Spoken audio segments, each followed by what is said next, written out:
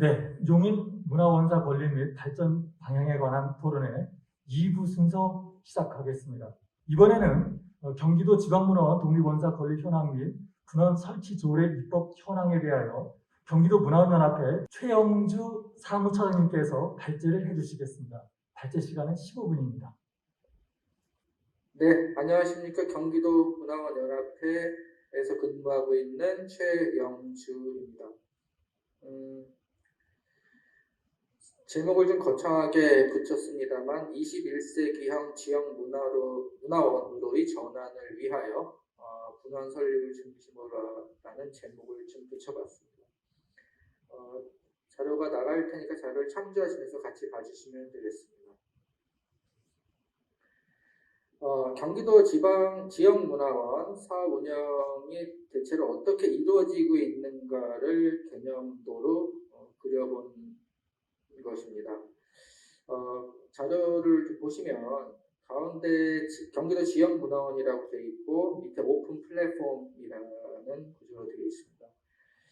지역문화원이 하고 있는 사업들이 시민문화예술 커뮤니티, 향토문화 연구 자료 수집, 전통문화예술 활성화, 민속예술 발굴, 지역사회 교육, 일반 문화사업 이런 사업들이 경기도 지역문화에서 하고 있는 사업들이 되겠습니다. 이런 구조로 문화원이 운영되고 있는 것이죠. 이 개념들을 좀 담고 문화원을 이해하시면은 좀 더 이해하기가 쉽지 않을까 싶습니다. 이렇게 운영을 하는데 경기도 차원에서, 경기도 문화원 차원에서 문화원이 향후에 어떻게 갈 것인가에 대한 합의 과정을 꽤 디테일하고 자세하게 가졌습니다. 그래서 4가지 경기도 31개 시군 문화원이 정리한 4가지 아젠다들이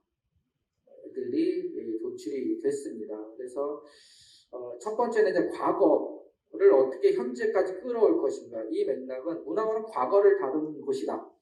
자, 그럼 과거라는 시제를 어디로 가야 될 것이냐라는 질문에서부터 시작을 한 거죠. 1초만 지나면은 과거가 되는 이 과거를 어떻게 그런 문화원은 과거를 다룬다. 그럼 1초만 지나면 과거가 되는 지금을 문화원은 어떻게 접근해야 될 것인가. 이 질문을 하기 시작한 거죠. 그러다 보니까 그동안 문화원에서 해왔던 연구 사업들이 대부분 상고사부터 조선시대, 일제식민지 정도의 선에서 머물러 있다는 점들이 발견이 된 겁니다. 그러면 식민지 이후, 해방 이후에 근현대까지의 지나간 과거들은 문화원은 어떻게 접근할 것인가에 대한 문제의식, 이런 것들이 이제 아젠다로 도출이 되게 됐죠. 두 번째는 지방문화원을 어떻게 오픈 플랫폼으로 전환할 것인가. 이 부분은 분원 얘기를 하면서 좀 더 자세하게 나누고요. 지금 그저께 국회에서 지방문화원 그 전체 예산이 한국문화연합회 예산이 확정이 됐습니다만 문화체육관광부에서 정책 사업을 하는데 전국적으로 어떻게 사업을 추진해 나가야 할 것이냐는 사업 파트너를 선정하는데 전국 네트워크망을 가지고 있는 유일한 기구가 지방문화원인 거죠. 231개 하나씩 만들어져 있으니까. 그래서 정책 사업을 하는데 지역 문화원과 사업 협력 파트너를 통해서 여러 가지 사업을 추진한 예산들이 확보가 되어 있습니다. 그 중에서 지역의 원천 컨텐츠라는 지역의 특성이 반영된 원천 컨텐츠를 어떻게 활용할 것인가에 대한 예산은 굉장히 진입이 됐습니다. 그런데 어르신 사업이라든가 시민들 대상으로 하는 사업들은 상대적으로 좀 이제 동결이거나 이런 식이죠. 다시 말하면 지역에 있는 문화 자원들을 어떻게 활용해서 지역을 특성화시킬 것인가에 대한 부분이 굉장히 중요한 부분으로 부각이 되어 있고, 지역에 있는 문화 자원은 그동안 누가 연구해 왔고 어떻게 활용할 것인가에 대한 지역의 역사의 자료를 제일 많이 가지고 있는 것이 역시 문화원이더라 라는 생각들을 하고 있는 것 같습니다. 이것은 이제 자연스럽게 4번째 문제의식으로 연결되는 지점이죠. 지방문화원의 장점이 전국 네트워크망을 가지고 있는데 이것을 어떻게 극대화시킬 것인가에 대한 아젠다, 4가지 아젠다가 도출이 됐습니다. 이런 문제의식을 가지고 갈수록 지역 문화 분권이나 문화 자체가 강조되는 시대에 지역 간 네트워크, 민간 거버넌스를 어떤 방식으로 이뤄내야 될 것인가의 고민이 향후에 문화원이 계속 고민해 가고 나름대로 솔루션을 찾아서 해결해 나가야 될 문제라고 보시면 되겠습니다. 그런 취지에 맞게 2020년 6월 9일 날 지방문화원 진흥법이 국회에서 통과가 됐습니다. 시행이 2021년 1월 1일 시행으로 되어 있으니까 앞으로 며칠 안 남은 거예요. 두 가지 포인트가 중점적으로 개정이 됐습니다. 첫 번째는 지방문화원 육성 지원에 관한 기본 계획을 5년마다 수립하도록 의무화시켰다는 부분입니다. 그전에는 지원을 하도록 하는 계획을 세우는 것들이 하라고 돼 있지만 의무화시켜내지 않았죠. 5년마다 수립하도록 의무화시켜냈습니다. 그 수립을 어떤 방식으로 해야 되는지까지 구체적으로 기재가 돼 있습니다. 그리고 이 사안이 정확한 명칭은 보통 축약해서 사용하고 있는데 지방 이양법이라고 축약을 했었는데 저 구체적으로 명칭이 뭔지 모르겠습니다. 지방문화원을 설립하거나 분원을 설치하는 권한이 이전에 문화체육관광부 장관이었었는데 이제는 경기도지사가 됩니다. 광역단위의 도지사가 지역문화원을 설치하는 인가를 하고 분원을 설치하는 인가를 하도록, 그러니까 광역단위로 이제 내려온 거죠. 그렇게 되면서 광역단위에서 5년 단위로 지방문화원을 육성 지원하기 위한 기본계획을 의무적으로 설치하도록 되어 있고 1년 단위로 지역문화원들은 이런 광역단위에 실시하도록 하는 이 계획에 근거해서 문화원은 1년 단위로 시행 계획을 세워야 되는 이런 형식으로 법 개정이 바뀌었습니다. 두 번째 포인트는 광역단위에서 내려오면서 광역단위에서 조례를 만들도록 해서 지방문화원에 분원을 둘 수 있다는 규정이 2020년 6월 9일 날 처음으로 만들어졌습니다. 분원을 만들도록 하는 거죠. 이 분원을 만들던 법적 근거는 영국과 일본을 참조할 때 거기 기사가 있으니까 그걸 참조해서 보시면 될 것 같고요. 간단하게 포인트 첫 번째, 지역문화원 지원 육성에 관한 5개년 계획을 수립하라라는 계획에 의해서 지난 1년 동안 2020년 4월부터 경기도는 31개 시군이 모여서 우리 밑에서부터 우리가 이 계획을 세워보자라고 해서 논의를 해서 나온 결과들을 한 페이지로 정리한 것입니다. 첫 번째, 지역문화원이 지원 육성하기 위해 문화원들은 이렇게 바뀌어야 된다라는 전략 과제가 스텝 1, 문화원은 지역문화자원의 플랫폼을 구축해야 하겠다. 두 번째, 지역문화원은 지역생활문화 공동체 유지 기반을 구축하겠다. 세 번째, 지역문화원 조직을 혁신하겠다. 네 번째, 포스트 코로나 지역문화 진흥을 위한 새로운 기반을 마련하겠다. 그래서 이런 네 가지 전략 과제를 도출을 했고요. 이 전략 과제에 따라서 어떤 방식으로 사업을 추진하는가라는 세부 과제들이 옆에 이제 꺽쇠로 되어 있는 부분에 참조해 보시면 되겠습니다. 거기 보면 첫 번째 스텝에 지역문화 자원 플랫폼 구축에서 지역문화를 중심으로 한 강력한 네트워크 기반을 만들기 위한 사업을 추진하고 나중에 결과 보고서가 나오면 세부적으로 어떤 식으로 추진할 것인지 나오게 되겠죠. 그다음 지역학을 중심으로 한 지역자료의 산실로서 지방문화원이 자기 위치를 갖겠다. 그 다음에 인문을 풀이해보면 사람 문이죠. 터무니, 장소를 얘기하죠. 용인이라는 터무니와 용인을 구성하는 사람들이 어떤 문의를 만드냐가 용인의 지역 문화이다. 이런 인문적 관점, 그다음 공간적 관점에서 접근을 좀 해야 되지 않겠나 이런 논의를 하고 있는 것이죠. 이렇게 논의를 하다 보니 사람에 대해 집중하다 보니 지역 문화라는 것이 옛날 과거, 용인 같은 경우 포은 정몽주가 있겠습니다만 지역 문화라는 것들이 현재 구성하고 있는 용인 시민들의 삶의 흔적에 대해서 집중하게 되고 그 삶의 흔적을 집중한다는 것은 용인의 현재를 어떤 식으로 발견해야 될 것인가. 그래서 문화원이 취급하는 향토, 과거, 전통이라는 개념이 현재까지 끌어와서 현재의 용인을 이루고 있는 지역 문화는 어떤 것인가라는 것으로 문화원이 연구하는 인식의 지평이 확대되었다고 보시면 될 것 같습니다. 나머지 참고 자료를 참조해 주시면 될 것 같고요. 자, 그렇다면 경기도 전역에서 위탁시설, 분원이라고 해도 상관없습니다. 이 규정은 분원이 어떤 것이냐, 위탁시설은 어떤 것이냐라는 것은 명확히 규정되어 있지 않습니다. 아직 합의가 이루어져 있지 않지만 위탁시설을 운영하는 형식으로 경기도의 문화원들이 운영을 하고 있는데 생각보다 대단히 많더라. 그 현황들을 몇 가지 추려가지고 뽑아봤습니다. 첫 번째로 문화원 원사가 있고 원사 이외에 지역의 박물관, 전시관, 사료관을 운영하고 있는 문화원들, 부천문화원 같은 경우는 부천시의 박물관이 6개 박물관이 있습니다. 옹기박물관, 활박물관, 만화박물관, 한옥마을, 또 펄벅기념관, 또 하나가 생각이 안 나는데 뭐지? 아무튼 옹기박물관 했나요? 이런 6개 박물관을 문화원에서 위탁을 받아서 문화원에서 운영을 하고 있습니다. 6개 박물관. 그다음 시흥문화원 같은 경우는 시흥 역사문화 자료관, 역사자료 전시관이 따로 보유하고 있고요. 시흥문화원은 별도입니다. 안산문화원은 공식적으로 박물관 등록이 되어 있는 향토사 박물관을 가지고 있습니다. 그 박물관을 운영하고 있고요.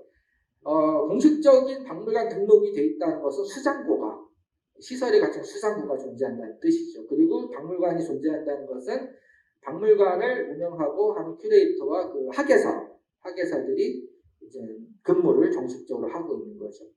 안성문화원 같은 경우는 안성향토사료관을 별도로 보유하고 있고요. 연천문화원 연천향토자료관이 있습니다. 포천문화원도 포천향토사 박물관이 별도로 있습니다.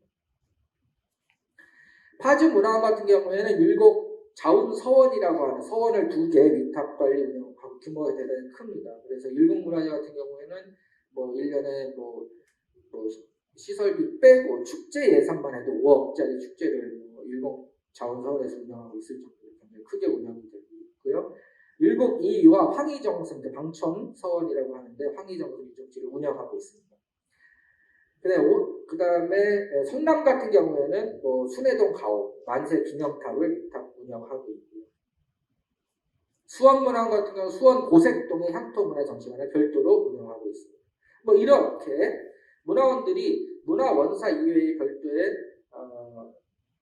시설들을 운영하고 있는 사례들을 좀 나열해봤고요. 뭐 이렇게 해서 말씀드리자면 성남 같은 경우 순회동 가옥 그 장면입니다. 2005년부터 위탁하고 있고요. 경기도 문화재세 78호가 되겠습니다. 성남 문화원에서 운영하고 있는 거고요. 파주 문화원이 왼쪽이 자운서원이고 1999년부터 위탁 운영을 하고 있습니다. 그 다음에 오른쪽이 황희정성 유적지 방촌영당이라고 하는 건물 하나만 지금 보여드렸습니다. 이 주변에 한 7배 정도 되는 방촌 기념관부터 해가지고 한 전체 사진을 보면 규모가 굉장히 큰데 2004년부터 파주문화원에서 위탁 운영을 하고 있습니다. 평택문화원 같은 경우에는 웃다리 문화촌을 운영하고 있는데 폐교를 활용을 해서 레지던시 7명의 작가들이 있고요. 생활도자기라든가 목공예, 근대 생활체험 등 운영을 하고 있습니다. 이 폐교 사진이고요. 평택문화원에서 2006년부터 위탁 운영을 하고 있습니다. 부천문화원 아까 말씀드렸듯이 좀 옹기박물관과 펄벅기념관만 지금 했습니다. 수석박물관이에요. 수석박물관. 맨 밑에는 이제 한옥마을, 그래서 숙박도 하는 체험이 가능한 공간이 되겠습니다. 안성문화원은 위에 동그랗게 되어 있는 왼쪽에 동그랗게 되어 있는 건물이 안성문화원이고 지금 그 향토사료관, 안성 향토사료관과 그 밑에 있는 건 향토사료관 옆에 있는 안성 객사입니다. 객사. 여기서 시민들이 객사 탐방하는 부분들을 운영하고 있고요. 향토사료관에는 여기 특이한 거는 용인 지역민들이 나 이거 기증하고 싶어 하는 것들을 다 모았습니다. 모아서 향토사료관에 전시해요. 그래서 물론 안성 지역의 고대 옛날 물품들로 보관하고 있습니다. 현대 물품들도 이제 이 안에 안성 시민들이 가지고 있는 물품들, 기증받은 생활관의 물품들을 소장, 관리, 전시하는 프로그램을 운영하고 있습니다. 경기도가 살짝 떨어져 있는데 인천광역시 문화원 연합회에서 운영하고 있는데 이 부분이 제물포 구락구예요. 1891년 외교사 외국인 사교 클럽으로 운영하고 있는 제물포 구락부인데 클럽이죠. 일본 발음으로 구락부라고 하는 거죠. 그래서 스토리텔링 박물관으로 운영하고 있는 제물포 구락부를 별도로 운영하고 있습니다. 특히 이천문화를 특별히 두 군데를 가져왔는데 하나는 이천문화원입니다. 이 이천문화원은 주민 인프라를 중심으로 지역문화 활동을 하고 있는 경우라고 보시면 되겠습니다. 문화재 보호를 청소년들이 문화재 보호를 직접 하는 거죠. 도로 입양처럼 문화재 입양을 시킵니다. 문화재 입양을 시켜서 문화재 안에 있는 나무 한 그루를 입양을 주는 거예요. 그럼 그 나무 한 그루는 뭐 어디 초등학교에 누가 관리를 하는 뭐 이런 형식의 입양 활동을 하고 그래서 문화재 관리를 하고 있는 사례입니다. 두 번째 시흥문화원이 되겠습니다. 왼쪽 위에 있는 건물이 시흥문화원입니다. 굉장히 크죠. 그런데 사실은 이게 시흥문화원 건물이 아니라 상가 건물입니다. 상가 건물인데 4층 공간을 시흥문화원에서 하고 위층에는 사우나가 있고 밑에 층에는 당구장과 마사지샵이 있습니다. 근데 문화원이 원사가 없는 거예요. 시흥문화에서는 어떻게 했느냐? 쉽게 한마디로 말해서 깃발 꽂기를 했습니다. 문화원사가 상가에 있고 마사지샵과 당구장, 사우나가 있는 대로 시민들을 불러 모으는 게 아니다. 시흥은 굉장히 크지 않습니다. 용의도 큽니다만 정왕지구, 신천지구, 뭐 무슨 지구 뭐 이렇게 세 개 분리되어 있어서 사람을 한 곳에 모으기가 굉장히 어렵습니다. 그래서 프로그램을 문화원에서 개최하는 게 아니라 각 지역 내에 시설에서 개최하는데 문화원 배너만 딱 갖다 놓은 거예요. 그래서 그 공간이 시흥문화원 공간이다라는 개념으로 문화원 공간을 확장시킨 거죠. 그래서 그 프로젝트가 수자쟁 프로젝트라고 보시면 되겠습니다. 지역의 뭐 거점, 그러니까 아파트 사랑방 같은 데가 시흥문화원이 되는 거죠. 그래서 그 거점을 활동 공간을 마련하고 주민들의 그 생활문화가 자리 잡도록 지원하는 사업들을 추진을 합니다. 그래서 시흥문화원은 연성동 시흥시청 근처에 있습니다만 장곡동, 하중동 뭐 이런 아파트 단지 안에 문화원들이 존재하는 형식의 전환 뭐 이런 것들이 시흥문화원에서 추진하는 사업입니다. 그래서 시흥문화원의 연성에 있는 원사가 있는 게 아니라 시흥 전체가 문화원이다라는 개념으로 접근을 했습니다. 이런 것들이 성과를 발휘하니까 시청에서 굉장히 긍정적으로 받는 모양이에요. 물론 원장님의 노력도 뭐 중요한 노력이었습니다만 그랬더니 한 3년 전부터 이런 활동을 하더니 덜컥 원사가 생기더라. 는 거죠. 그래서 이 사실 준비하는 기간 시흥문화원을 준비하는 기간이 얼마 안 됐습니다. 작년부터 원사를 만드네 뭐 이러더니 올해 경기 도비로 아까도 뭐 도련님 말씀하셨지만 80억 되는 돈이 덜컥하고 생겨서 그럴듯한 원사가 내년도 이후에 착공이 된다는 것이죠. 좋은 참고가 되는 사항인 것 같습니다. 의정부 같은 경우에는 의정부 문화원이야말로 헬로 빼버리라는 책이 보이실지 모르겠습니다. 이 책이 그냥 단순한 책은 아닙니다. 헬로 빼버리라는 도시는 의정부의 미군 기지가 이동을 하면서 예전에는 굉장히 번성한 미군 기지와 함께 굉장히 번성한 도시인데 미군 기지가 빠져나가면서 이제 쇠락하는 마을이겠죠. 그래서 목표를 10년을 잡았습니다. 그래서 의정부에 사는 시민들이 옛날의 모습을 현재 사람들의 시각으로 어떻게 기록할 것인가라는 문제의식으로 접근한 부분이 되겠습니다. 그래서 그러니까 의정부 향토문화연구소가 그 빼버의 과거, 그 다음에 시민 기록자를 양성 과정을 해서 협업 콜라보를 추진한 부분이 되겠습니다. 그래서 나온 헬로 빼버리라는 그러니까 마을이 달리 보이는 거예요. 현재 의정부에 사는 시민들이 의정부의 빼버리라는 마을이 다 쇠락하는 마을이지만 현재의 기록을 봤을 때 다른 시각으로 보이는 이런 경험들을 의정문화원을 하고 있다. 그리고 의정부 문화원에서 운영하고 있는 문화업계 펜화 그리는 사람이 펜화를 잘 그리는 것이 중요한 것이 아니라 의정부 문화원에서 펜화를 열심히 가르쳤으니 지역을 기록하십시오 라는 미션을 주게 됩니다. 그래서 밤을 새는지 모르게 펜화를 배운 사람들이 마을을 펜화로 그리기 시작합니다.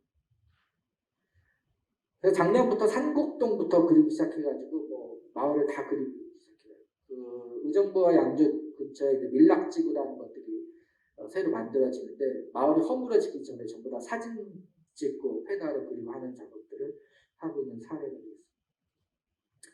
좀 길어집니다만, 자, 그렇다면 문화원이 어떤 기능을 해야 될 것인가에 대한 아까 맨 처음에 문제의식 4가지를 말씀을 드렸습니다만, 문화원에서 무엇을 할 것인가에 대한 부분에 대한 재정립이 필요하지 않겠느냐 라는 부분입니다. 문화원은 이제는 지역 역사 사료관으로서의 기능을 충실히 해야 된다. 첫 번째 포스터는 드라마 아웃랜더, 넷플릭스에 있는 아웃랜더 포스터가 되겠습니다. 그 다음에 오른쪽에 있는 거는 백투더퓨처 3의 도서 검색 장면이 되겠습니다. 두 영화 모두 타임슬립으로 과거로 가면서 겪는 에피소드 중심으로 스토리가 구성이 되어 있는데, 여기서 말하고자 하는 것은 당시의 인물, 거리, 모든 것을 알게 되는 과정이 기록된 과정이 아무것도 모르잖아요. 과거로 가는데 어떻게 찾느냐, 마을에 기록된 사료관을 찾아서 거기서 발간된 책들을 가지고 옛날에 이런 일이 있어, 저 사람은 누구다, 이 장소는 무엇을 의미한다는 걸 사료를 통해서 다 발견한 장면들이 나옵니다. 아웃랜더 같은 경우는 100년 전으로 가서 족보를 가지고 그 마을의 역사들을 읽어내서 닥쳐 어려움들을 해결합니다. 여자 혼자서. 백투더퓨처는 미래로 돌아가야 되는데 어디서 시계가 고장나고 하는 것을 보셔서 아시겠지만 그걸 다 사료를 찾아내요. 사진 자료 뭐 이런 것들을 찾아내는 거죠. 근데 중요한 것은 이 마을이 결코 큰 마을이 아닙니다. 고작 10명, 40가구 뭐 이렇게 사는 마을 단위의 사료관이 있다는 거예요. 자, 외국은 이렇게 있는데 100만 용인에 없을 이유가 없겠더라 라는 거죠. 용인에 얼마나 많은 사람들이 살고 그 사람들이 남긴 자료들이 있을 텐데 이런 자료들이 어떤 식으로 관리해야 되는가, 이거는 뭐 생각하면 뭐 할 일이 너무 많은 거죠. 두 번째로 문화원이 지역문화자원 데이터베이스를 모으고 아까 말씀드렸듯이 아카이브 센터 역할을 좀 해야 될 것 같다라는 문제의식이 있습니다. 거기 기록되어 있습니다만 공공기록물은 역사를 대변하지 못한다고 제가 얘기를 했습니다. 왜냐하면 공공기록물은 표준이 있습니다. 표준이 있다는 것은 제도적 힘을 발휘한다는 뜻이기도 하죠. 근데 민간기록에는 표준이 없습니다. 표준이 또 있어서도 안 되고요. 공공기록물은 글자 수는 어떻게 되고 어떤 식으로 문서가 구성이 돼야 되고 이런 표준에 따라서 그것들이 쌓이고 쌓여서 제도적 힘을 발휘한다. 민간기록은 기록하는 사람 마음이에요. 사진 자료도 마음이고 물건이 있고 구술 기록도 저마다 다 다르고. 그래서 프랑스와 줄리안 같은 학자들은 문화적 정체성이 없다라는 얘기를 하는 거죠. 문화를 규정하는 문화가 가진 고유한 힘은 변동하는 데서 발생하는 것이 문화가 가진 힘이다라고 규정을 하는데, 우리는 지역적 정체성, 용인의 정체성 얘기하면서 용인의 문화를 고정시키려고 하는 욕구들을 가지고 있다. 왜냐하면 표준이 있고 표준이 가진 제도적 힘이 가지고 있는 권력을 알기 때문에 기록의 주권이라고 하더라고요. 근데 그렇게 하면서 용인 지역의 정체성을 하나로 묶어낼 필요가 없다. 오히려 지역 문화 자원을 옹호한다라는 표현으로 했을 때 용인 지역 문화가 가지고 있는 다양성들을 살리지 않을까, 이런 주장을 하는 것이죠. 때문에 용인에서 가지고 있는 공공기록을 가지고 있는 제도적 힘과 민간 기록이 가지고 있는 지역 문화의 다양성들이 합쳐졌을 때 비로소 지역 문화의 힘을 발휘할 수 있는 건, 그걸 누가 하느냐? 용인문화원은 민간 기록을 담당하는 아카이브의 산실로서 용인문화원이 기능해야 되지 않겠느냐라는 제안이 가능할 것 같습니다. 이제 마지막으로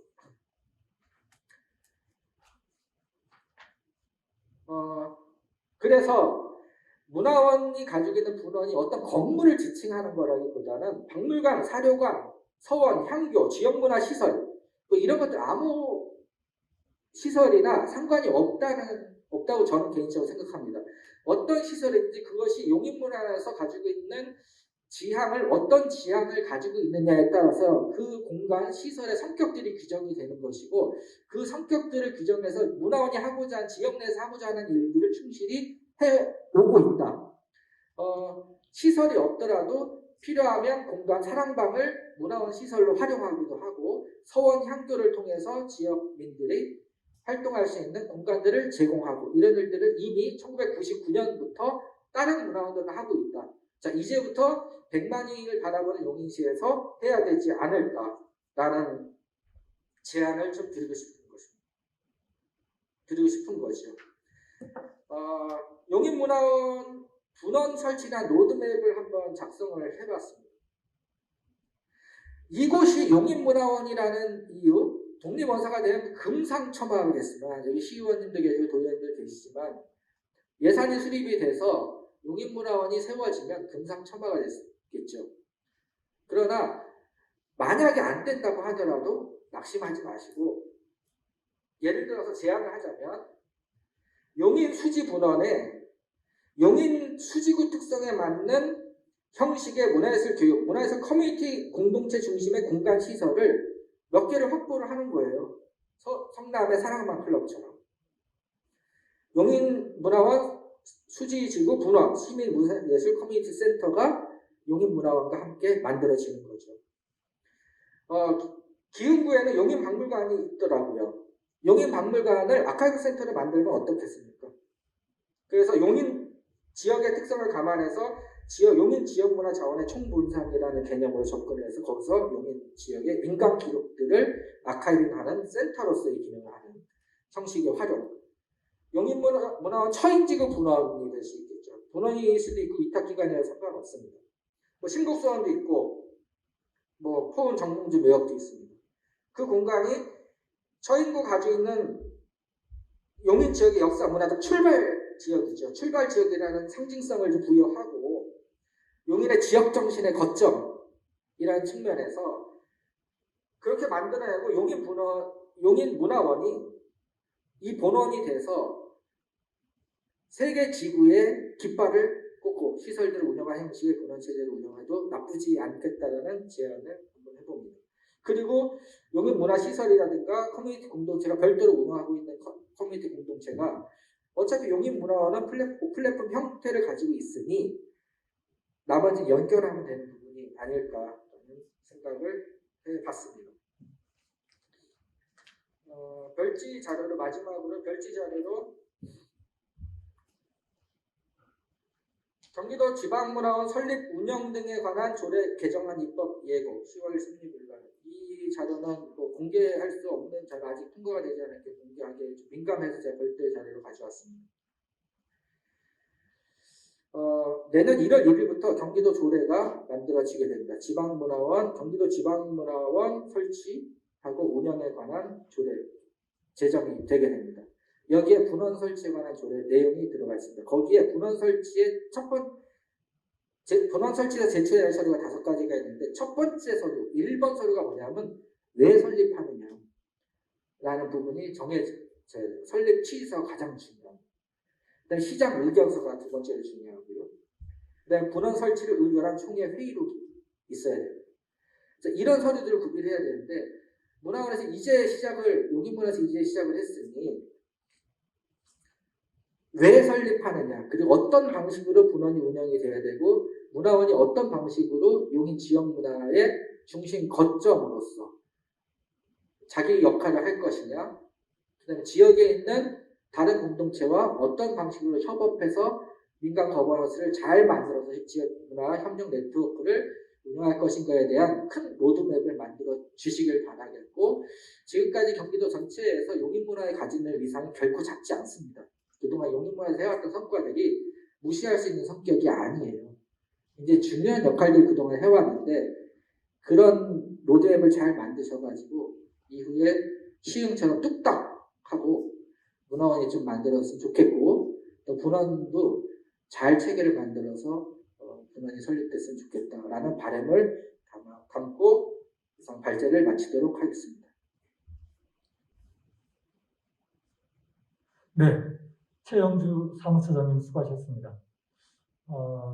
두 번째 이번 그 토론회에서는 2부 순서에서는 지금 발제를 여러 번 들으신 바와 같이 경기도 내의 다양한 형태의 그 위탁시설을 소개를 하면서 거기에 그 이 분원 개념으로서의 어떤 그 의미를 나름대로 설명을 하셨습니다. 그리고 뭐 지역 사료관의 중요성, 또 그다음에 데이터베이스 구축하는 그 부분뿐만 아니라 이 아카이브 센터를 구축을 해서 그것이 그 지역의 어떤 문화의 그 허브로서 기능을 해야 된다라고 하는 그런 측면을 말씀하셨고, 특히 제가 이게 들으면서도 특히 이 부분은 굉장히 의미가 있다고 생각한 것은 뭐냐면, 이 분원이라고 하는 것을 이 건물 개념으로 이렇게 보기보다는 이 문화 콘텐츠 개념으로서 이렇게 이해하는 것이 필요하다라고 하는 그런 말씀 상당히 마음에 와닿습니다. 그리고 용인의 어떤 문화 발전 로드맵을 이렇게 제시까지 해주셨는데 하여튼 감사드리고요.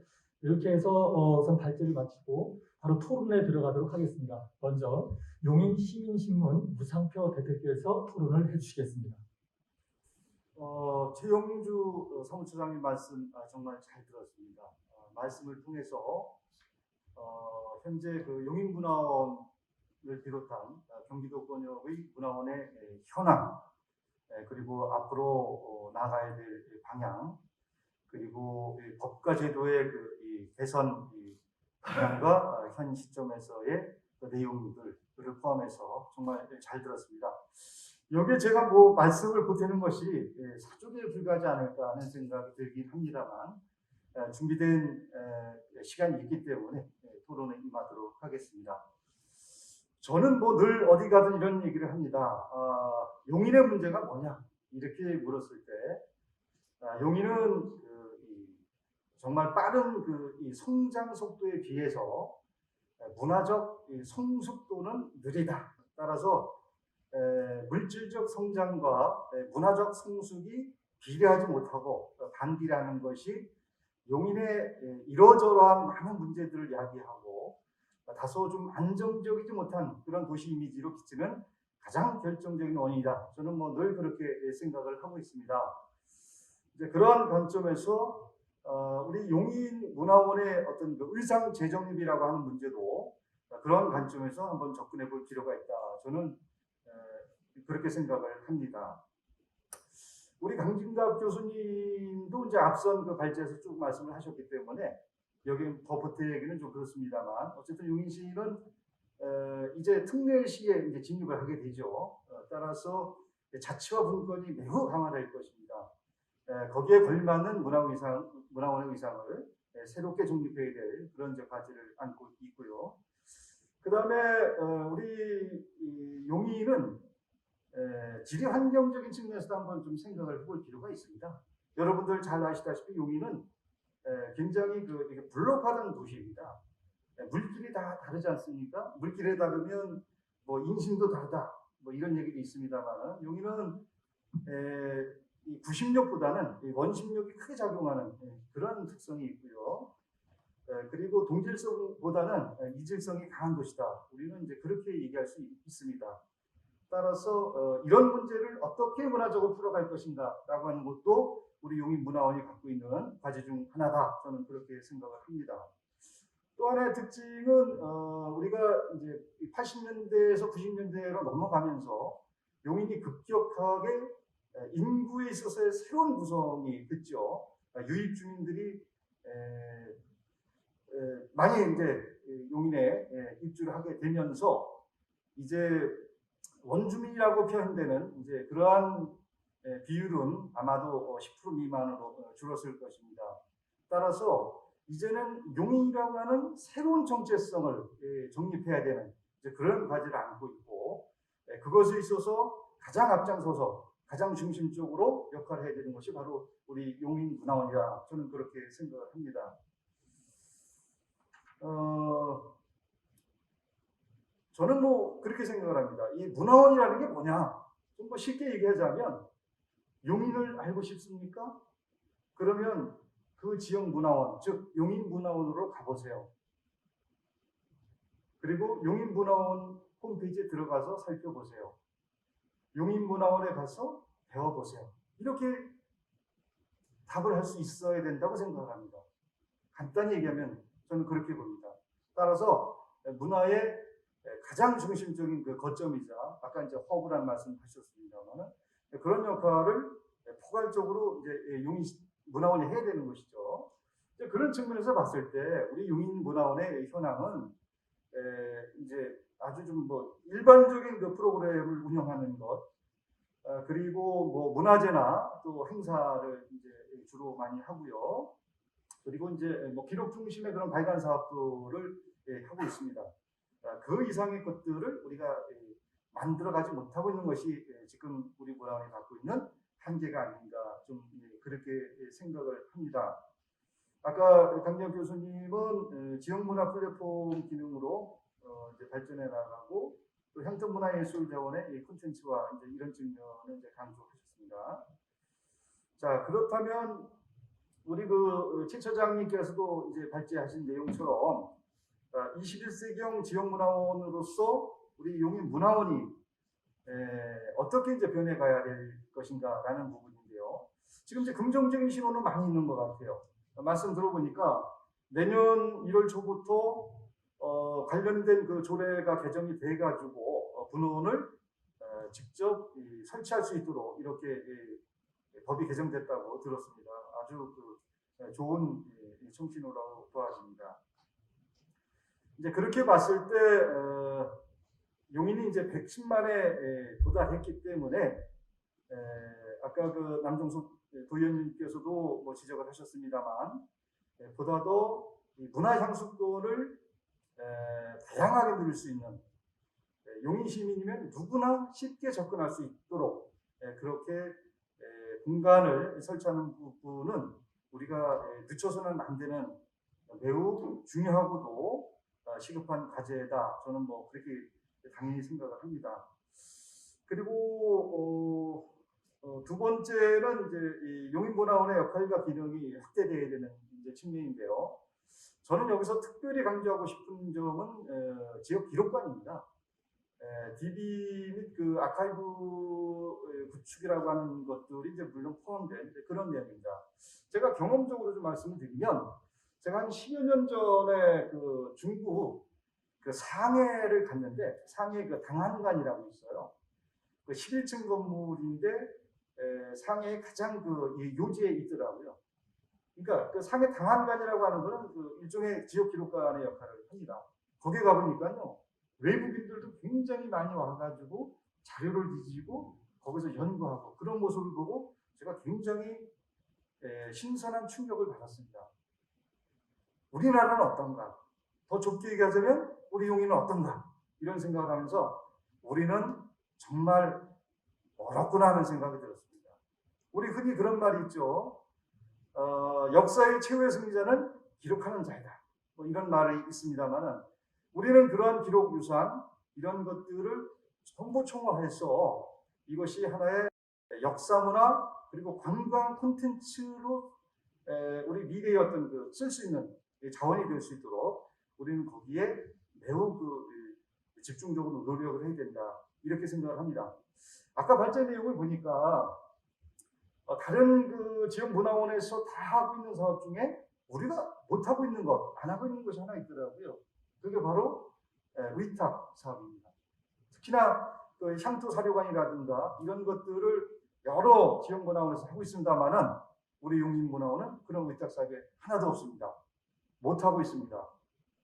예, 용인문화원이 뭐 못 믿어서 그러는지 제가 잘은 모르겠습니다만 어쨌든 간에 현실이 그러합니다. 저는 그래서 앞으로 용인문화원이 인적 구성에 있어서나 또는 어떤 공간 문제를 고민하는 데 있어서 가장 핵심적으로 지역 이 향토 사료관 내지는 지역 기록관 그리고 데이터베이스 및 아카이브스 구축할 수 있는 그런 공간을 확보하는 것 이것이 용인문화원 발전에 또 영역을 확장하는 데 있어서 가장 핵심적인 요소가 될 것이다 이렇게 생각을 하고 특별히 강조해 드리고자 합니다. 이제 우리 용인문화원은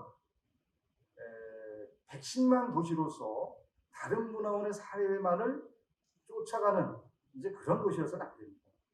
이제 용인문화원이 글로벌 도시로서 다른 도시들을 선도하고 문화를 앞서서 사례를 보여주고 그럼으로써 다른 도시들이 용인문화를 따라올 수 있도록 그렇게 많은 노력을 해야 될 것이고 이제 그러한 관점에서 용인문화원이 앞으로 어떤 방향으로 가야 될 것인가에 대한 그 TF팀을 구성해야 된다고 하는 그런 제안에 저도 적극 동의를 하고 이 토론회가 끝나면 이어서 계속된 내부 토론과 또 외부 전문가들이 포함되는 그런 TF팀이 구성되길 바라면서 제 토론회 말씀을 마치도록 하겠습니다. 고맙습니다.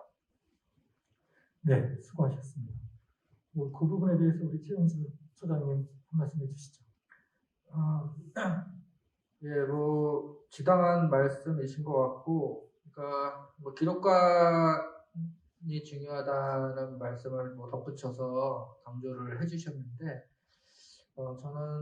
저도 공감을 하는 이유 중에 하나는 제가 용인문화 국장님이나 원장님 뵐 때마다 항상 하는 얘기가 있습니다. 뭐냐면 용인 지역의 마을 기록을 이렇게 섬세하고 체계적으로 하는 데는 지금 현재 전국 문화원에서 용인문화원밖에 없을 겁니다라는 얘기를 해요. 그것은 용인 각 지역의 마을을 조사하고 연구하는 이런 일들을 예전부터 용인문화는 굉장히 성실하게 수행해 왔다는 거죠. 이것들을 확대 발전하는 것은 물론이고, 아까 프랑스 줄리앙의 말씀을 잠깐 드렸습니다만, 문화 자원을 옹호한다는 것은 보존한다는 뜻이 아니라 활용을 한다는 뜻이죠. 그러니까 지역의 문화 기록들이, 마을의 기록들이 잘 정리되어 있는데 이 활용할 수 있는 무궁한 자원을 이미 문화원은 보유를 하고 있는 거죠. 그러니까 이런 자료들을 어떤 식으로 활용할 것인가라는 것은 별도의 1차적으로 분석된 자료가 잘 정리되어 있는 아카이브 센터가 정말 필요하다고 생각하고, 이 아카이브 센터를 만들 수 있는 기본 토대는 용인문화에 정말 너무 잘 갖추고 있다. 그래서 지금 발빠르게 당장 성과를 내는 것은 아카이브 센터가 훨씬 더 빠른 접근이지 않을까라는 생각을 하게 됩니다. 네. 네. 사실 우상표 대표님께서 말씀을 하셨습니다만은 향토사료관 같은 위탁 시설들을 다른 지역은 다 있는데 우리 용인은 왜 못하느냐 이런 말씀을 하셨는데, 사실상 용인시 박물관 같은 경우도 원래 그 자체가 향토사료관으로 출발을 했습니다. 용인 문화원에서 설립한 거거든요. 그래서 그것을 문화원에서 20여 년 동안 운영하다가 2009년도에 용인시에 사실은 그거를 넘겼습니다. 그것이 이제 새로 이렇게 동백에 유적전시관이 설립되면서 박물관으로 이렇게 용도 변경이 이루어지면서 용인시 박물관이 됐는데, 사실은 지금에 와서 이제 여러 가지 그 생각을 좀 하게 됩니다. 그것을 우리 문화원에서 계속 유지해 왔으면 어땠을까라고 하는 이런 생각을 해봅니다. 하여튼 그런 부분에서 우리가 정말 폭넓은 이런 거 고민도 해봐야 되고요. 다양한 측면에서 정말 생각을 좀 많이 해볼 필요가 있다는 생각이 좀 듭니다. 이어서 용인시의회 이은경 위원님께서 토론을 해주시겠습니다. 안녕하십니까. 그동안 경험해보지 않았던 모두에게 생소한 코로나19로 비대면 토론회에 참여를 하게 된 이은경 의원입니다. 현재 용인시의회 문화복지위원회 상임위로 활동하고 있으며, 오늘 참여하신 발제자, 토론자분들의 발표 내용을 중심으로 용인시 의회에서의 본위원의 역할을 중심으로 말씀을 좀 드리도록 하겠습니다. 본위원이 문화원에 대한 관심을 갖게 된 것은 의정활동 중 문화원의 중요성과 문화원에서의 역할이 크다는 것을 알게 되었습니다. 하여 그동안 문화원 담당 부서인 문화예술과와 면대면 소통을 해왔었고요. 2020년 행정사무감사를 통해 100만이 넘는 주변 자치단체와 규모를 비교해보니 용인시 문화원의 시급한 독립원사가 필요함을 지적하였습니다. 2021년 문예산 심의 때 본위원은 심도 있게 심사를 하고자 합니다. 용인시 문화원은 1954년 4월 개원으로 창립 66주년의 역사가 있기에 의회의 역할이 이 타이밍에는 굉장히 필요하다고 생각이 들며, 문화원사 독립에 도움이 되도록 조례와 간담회 등 함께할 부분을 찾아 문화원 관계자 및 담당 부서와 적극적인 소통을 할 것입니다. 독립된 용인시 문화원으로 발전되는 데 힘이 되도록 노력하겠다는 말씀을 다시 한번 드리는 겁니다. 2020년 수원, 구리, 시흥이 문화원 독립원사를 보조금 지원으로 건축하고 있는 것을 파악하였습니다. 용인시는 경기도 지방보조금 관리 조례 시행규칙 제3조에 근거하여 문화시설 확충 및 지원 사업을 추진할 계획이며 지방문화원 건립 지원으로 문화원 독립원사를 위하여 2021년 보조금 신청을 조속히 추진하도록 용인시 담당 부서에 요청하겠습니다. 오늘의 간담회는 용인시 문화원에 대한 애정이 깊으신 분들의 간절함을 전달하고자 함이라 보며 모두가 힘든 코로나 시기를 잘 견뎌서 용인시 문화원사의 독립을 이끌어 주시기를 바라는 바입니다. 또한 오늘 토론회를 통해서 본 의원이 느낀 것은 용인시 부서와 우리 문화원과의 소통이 굉장히 중요하다는 것을 알게 되었습니다. 이 두 기관의 그 소통을 본 의원이 중간 역할을 하도록 더 많은 노력을 좀 하도록 이 자리에서 약속을 좀 드리도록 하겠습니다. 이상입니다. 네, 이은경 의원님께서 용인시 그 용인 문화원의 독립원사 건립이라든가 문화 설립과 관련해서 시의회 차원에서 역할을 해주시겠다고 말씀을 하셨습니다. 이렇게 뭐 질의라든가 뭐 이런 것들이 아니라서 그런데 이런 부분도 우리 최 차장님께서 좀 한번 좀 말씀 좀 해주시죠. 네, 일단은 의원님께서 그렇게 말씀해 주시는 게 제 입장으로는 뭐 저는 뭐 문화원 용인 지역에서 좀 멀리 떨어져 있습니다만 이런 의원님이 계시다는 게 경기도 입장에서 보면은 너무 감사한 일이죠. 근데 의원님이 가지고 있는 또 마인드에 또 깜짝 놀란 것은 의원이 이렇게 만들어내겠다는 것이 아니라 어떤 표현을 하셨냐면 공무원과 행정집행부와 문화원을 연결해주는 역할을 충실하겠다는 말씀을 해주셨어요. 혼자서 할 수 있는 일이 아닌 것이니까 이렇게 연결하려고 하는 이런 마음을 가졌다는 게 좀 되게 고무적이고 앞으로 지금 말씀하셨던 아주 도박도박도박 말씀해 주셨는데 이런 약속들이 몇 가지가 있거든요. 이런 약속들을 잘 지켜낼 수 있도록 문화원 차원에서도 임직원 회원분들이 의원님 좀 이 약속을 잘 지킬 수 있도록 잘 밀어주시는 것도 좀 필요하지 않을까라는 생각을 좀 했습니다. 감사합니다, 의원님. 네, 이렇게 해서 우리 그 최영주 처장님의 그 발제를 시작으로 해서 우리 무상표 용인시민신문 대표 그리고 또 용인시의회 이은경 의원님까지 이렇게 토론을 모두 해주셨습니다. 여기에서 더 이렇게 질문하실 그런 부분 있으시면 뭐 한번 기회를 드리겠습니다. 우리 두 토론자분께 뭐 혹시 있습니까? 없으세요? 그러면 네, 알겠습니다. 지속적으로 이러한 그 자리를 마련을 해서 이걸 현실화 시킬 수 있도록 열심히 노력해 나가도록 그렇게 하겠습니다. 자, 오늘 1부, 2부로 나누어서 진행된 토론회 모두 마치도록 하고요. 지금까지 발제해 주신 발제자 여러분 그리고 또 토론을 끝까지 임해 주신 토론자 여러분께 감사를 드립니다. 이것을 모두 마치겠습니다. 여러분 감사합니다.